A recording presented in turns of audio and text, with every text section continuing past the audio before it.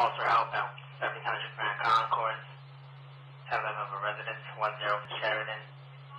39 threats, 5 Wilson.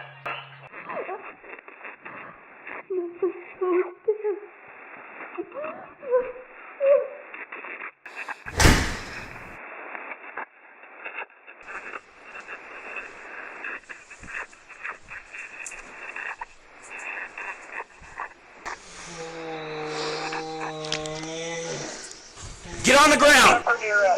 Get on the ground! Right now! Trinidad King 1, did you copy that?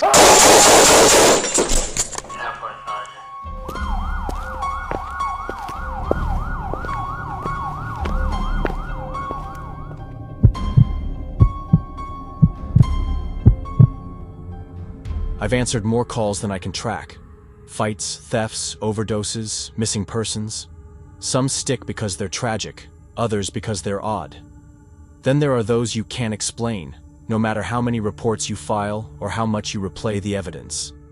This call came in at 3:42 a.m. in 2011. I was a patrol sergeant wrapping up a vehicle burglary report near the station during a quiet midnight shift in our small Midwestern town. Dispatch radioed, Unit 12, priority welfare check, elderly female, single resident. Incomplete 911 call, shallow breathing, unintelligible whispering. Protocol for open line calls from seniors is high priority.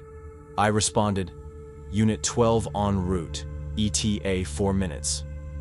Officer Rivera, my partner, followed in a second car. You never know what you're walking into with vague details, so backup standard. We arrived at a modest bungalow on Claymont Drive. Porch light on, curtains drawn, no signs of break-in, no sounds. The front door was locked, no answer to our knocks or announcements. Police, ma'am, are you okay? Silence. Rivera and I checked the perimeter. Rear door secure, windows intact, lawn undisturbed. I radioed for EMS and fire, requesting forced entry for a possible medical emergency. Fire arrived in 6 minutes. We breached the front door under welfare authority, per section 403, allowing entry without a warrant for suspected injury or death. Inside, the house felt untouched, eerily still. TV off, lights off except a hallway nightlight. Rivera took left. I headed down the hall. In the bedroom, we found her in a recliner by the window, corded landline phone in her lap, fingers loosely curled around it. No trauma, no defensive wounds, no signs of overdose. Her eyes were closed, peaceful, too peaceful. But she was cold. I'm EMT certified, 25 years on the job. No pulse at carotid or radial, skin waxy, livor mortis settling, faint rigor. She'd been gone a couple hours, I estimated. The medical examiner later confirmed death around 1:30 a.m. Here's the problem. Dispatch logged the 911 call at 3:39 a.m., after she was dead. The recording had 38 seconds of shaky breathing, then faint whispers, not quite words, like she was speaking low, not to the dispatcher but to someone else in the room. Then silence. Click. No forced entry, no struggle, no missing pills, nothing out of place. Last contact was a grocery driver 2 days prior. Rivera asked, "Sarge, how'd the phone come off the cradle if she was gone that long?" I had no answer. The landline was an old rotary, hardwired, impossible to spoof. The call traced to her home, her DNA alone on the handset. Cause of death: natural cardiac arrest. No foul play, no mental health issues, lived alone, independent.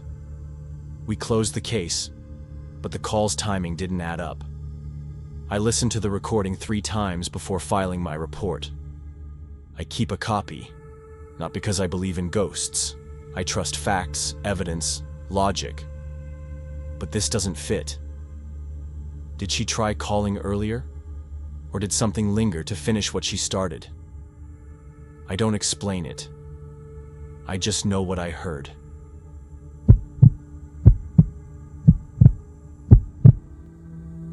I've handled countless calls in my career as a police officer. Domestic fights, break-ins, overdoses, runaways. You name it, I've seen it. Some haunt you because they're heartbreaking, others because they're bizarre. Then there are the ones that defy explanation, no matter how many reports you file or how much footage you scrutinize. This was back in 2011. I was a patrol sergeant on the night shift in a quiet Midwestern town. Late September. Chilly enough to fog your breath, but no snow yet. It had been a slow week, just the usual patrol drudgery. Around 2 a.m., dispatch crackled. Unit 214, noise complaint, possible welfare check. Caller hears a baby crying inside an abandoned house at Spruce and 8th. I responded, 214 en route. I was close, just a couple minutes away. I radioed for backup. You don't enter an unsecured building solo if you can avoid it. Officer Jenkins rolled up, a solid rookie under my wing with sharp instincts. The house was a relic, vacant since the housing crash foreclosure. We parked curbside, lights dimmed. No cars nearby, no interior glow, just a dark, dilapidated shell with boarded windows and a crumbling porch. We approached with flashlights, streamlight stingers in hand, Glocks holstered. Jenkins hit the porch first and whispered, "Sarge, you hear that?" I did, faint but clear. A baby's cry, muffled like it was trapped behind walls. Not street noise, definitely inside. We circled to the side door, easier entry. It was locked, but the frame was rotten. I called dispatch. Forced entry requested. Approved for exigent circumstances, a potential child in danger. We announced, "Police!" Anyone inside respond? Silence. I shouldered the door open carefully. Inside, the air was frigid and musty, reeking of dust and mold. We swept room by room methodically. The cries came in waves, whimpers, then wails like a hungry newborn. They shifted as we did, echoing, but every space was barren. Debris, maybe a shattered chair, no crib, no clothes, no squatters. I radioed. Audio confirmed, no visuals. Jenkins took upstairs. I held ground floor. Over comms. "Sarge, it's right behind this wall." The room? An old nursery. Northeast corner, faded wallpaper with cartoon ducks peeling. We regrouped, re-cleared everything. Attic, basement, even pried up suspicious floorboards. Nothing.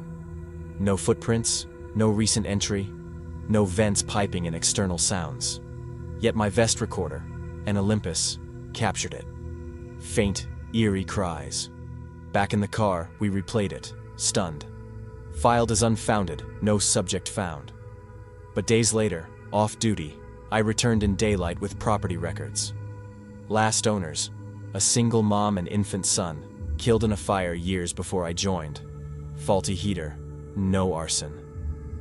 Mom shielded the baby in that upstairs room, the nursery. I never told Jenkins, but his words echo. Right behind this wall. If we'd been there a decade sooner, could we have saved them? Some calls linger, unexplained.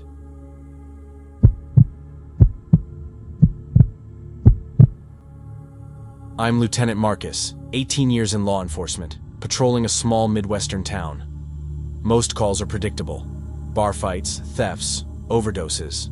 But some cases don't fit the report no matter how many times you write it. This one, from 2013, still gnaws at me. It was a chilly November morning, around 10 a.m., when dispatch relayed a code violation call.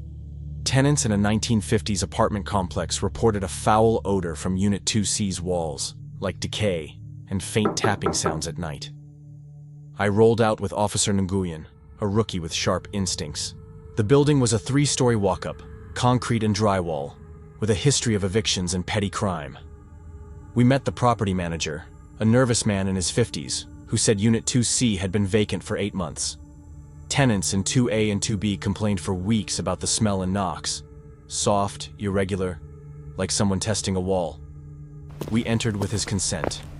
Body cams on, Glocks holstered, standard loadout. Flashlight, taser, trauma shears. The apartment was clean but stale, no signs of squatters or vandalism. The odor hit hard in the living room. Dry, sour, not fresh decay, but something older. Nguyen noticed the smell intensified near a shared wall with 2B. Then we heard it. 3 faint taps, deliberate, from behind the drywall. I knocked back. Silence. I radioed, Unit 22 to dispatch, possible 1054, requesting fire and crime scene for wall breach. We confirmed no wiring or plumbing ran through that section. Fire arrived, and we carefully cut a small section of drywall. Behind it, wedged between studs, was a mummified leg, leathery, toes curled. We secured the scene, called homicide and the medical examiner. Forensics revealed a male, late 30s, fully desiccated, arms tight to his chest, wearing a worn jacket and jeans. No ID, no trauma, no ligature marks. He'd entered via a maintenance hatch in the closet, now loose. Estimated time of death, 10 to 12 months prior. The wall's airtight cavity had preserved him. No fingerprints matched. CODIS returned nothing. Tenants recalled faint knocks a year earlier. One heard a whispered, "Please," dismissed as a dream. Theories swirled. A squatter hiding from danger, maybe drugs or debts. But his position, curled, deliberate, suggested he'd sealed himself in. No foul play, no blood, just a man who vanished into a wall. The case went cold, ruled undetermined. I filed the report. No suspect, no motive, chain of custody intact. But those taps, so purposeful, echo in my mind. Was he reaching out, too late to be heard? In this job, evidence tells the story. This one told nothing, and that silence speaks loudest.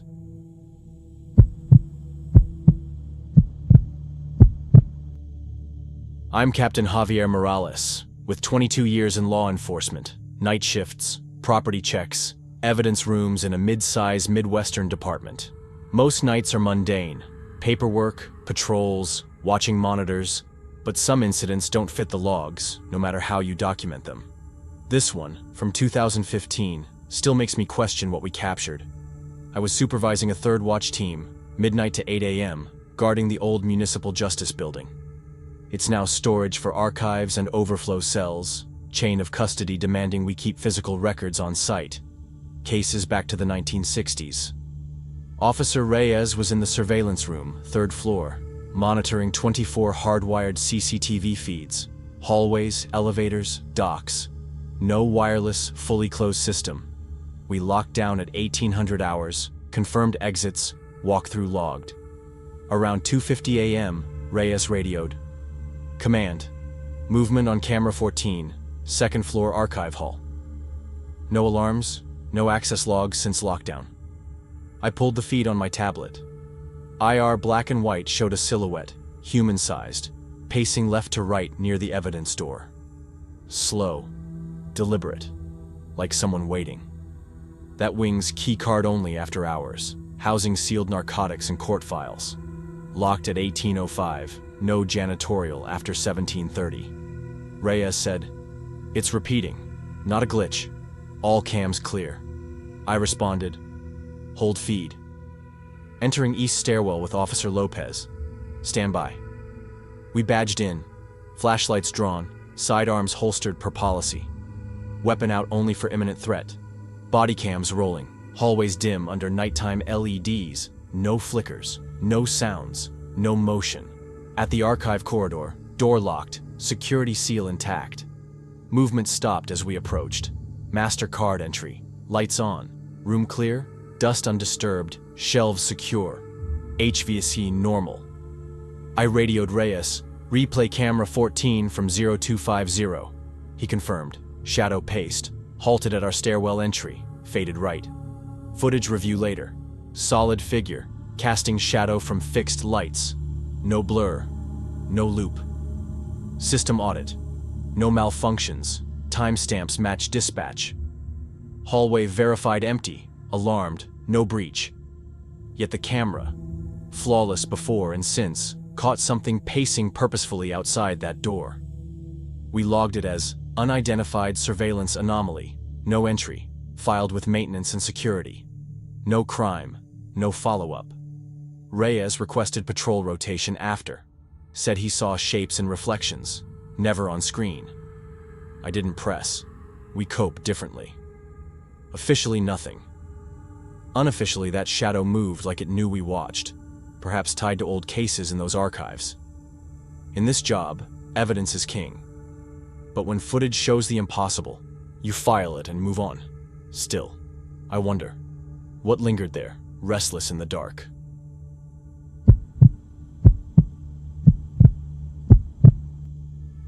I'm Lieutenant Sarah Collins, with 23 years in law enforcement, working night shifts in a quiet Midwestern town. Most calls, domestics, break-ins, DUIs, resolve neatly. But some defy explanation, no matter how meticulously you log the evidence. This one, from 2016, still sits uneasy. It was 5:47 a.m. mid-April, wrapping a double shift after a minor theft call. Dispatch radioed, Unit 17, assist patrol, possible suicide, 40s male, 312 Elm Street. Neighbor reported a foul odor. I responded, 17 en route, ETA 6 minutes, with Officer Kim following. The apartment was in a pre-war walk-up, thick plaster walls, single entry, no back exit. The property manager let us in, no sirens, standard wellness check. Front door was deadbolted, chain latch secure from inside, no forced entry, windows double locked. We cleared the living area. Tidy, no signs of struggle. The bedroom door was barricaded, dresser and chair wedged under the handle. We radioed for breach authority, body cams rolling. It took force to open, preserving the scene. Inside, Daniel Harper, early 40s, lay on the floor near the bed, gunshot wound to the right temple. Rigor was set, livor mortis fixed. Time of death estimated 36 to 48 hours prior, later confirmed as 2:30 a.m., 2 nights earlier. No note, no phone, no drugs, no alcohol. Harper was reserved, worked remotely, no enemies, no mental health records. A neighbor mentioned he'd seemed paranoid, checking locks obsessively. The anomaly was the firearm, a .38 special revolver, 6-shot, found 12 feet away near the closet. Clean entry wound, no exit, minimal spatter. Forensics found no fingerprints, not Harper's, not anyone's. No cleaning agents, no glove residue. The bullet matched the gun, one spent casing in the chamber, 4 rounds unspent, all printless. In suicides, weapons drop nearby, maybe shift slightly, not across the room, pristine. We reconstructed, door barricaded from inside, chain locked, window sealed. No attic, no crawl space, HVAC external. No one could have entered or left without a trace. Harper's laptop, searched 2 days prior, read, "Can you die alone in a locked room?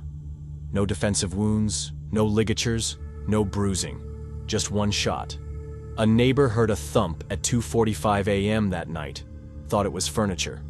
We processed per protocol, photos, evidence bagged, chain of custody verified. The coroner ruled gunshot wound, manner undetermined, not homicide, not confirmed suicide.